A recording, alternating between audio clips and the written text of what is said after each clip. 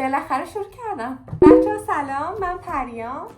به کانال من خوش اومدین. این اولین ویدیو یوتیوب منه و من دلم میخوادش که یه بیوگرافی کوچیک از خودم بهتون بگم که کیم، کجام، چند سالمه و اصلا چرا باید این کانال رو دنبال بکنید. با من همراه باشید. من پریام، 30 سالمه.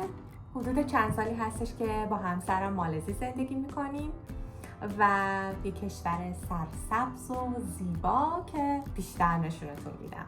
همیشه از بچگی عاشق اجرا کردن و بازیگری و نویسندگی و دوبله و عکاسی و فیلمبرداری بودم.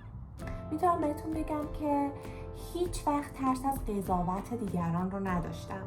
اما وقتی بزرگتر شدم، مخصوصا توی بازه سن 20 تا 30 سالگی، درگیر زندگی و ازدواج و دانشگاه و کار و اینجور چیزا شدم و واقعا یه وقتایی این ترس از قضاوت کردنه گلومو گرفته و نذاشته شروع بکنم. خیلی از ماها وقتی میخوایم یه کاری رو شروع بکنیم یا ترس از قضاوت دیگران رو داریم یا پرفکشنیست هستیم یا اینکه امکانات و شرایطش رو نداریم.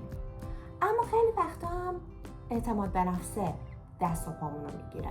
من فکر میکنم که شروع کردن این کانال اول از همه برای خودم هستش و میخوام به خودم ثابت بکنم که نباید بترسم و بالاخره باید از چه شروع بکنم. اگه علاقه‌شو دارم چرا که نه؟ بچه‌ها من دوست دارم که توی این کانال لایف استایلمو بهتون قرار نشون بدم، ولاگایی که دوست دارم بگیرم، جاهایی که میرم، غذاهایی که امتحان میکنم شما رو به خودم همراه بکنم.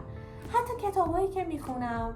خیلی ایده ها دارم توی ذهنم و دوست دارم که دوستای خوبی پیدا بکنم. همین که تو نشستی و داری این ویدیو رو نگاه میکنی دوست خوب منی. با من همراه باشین و به کانال من خیلی خوش اومدین.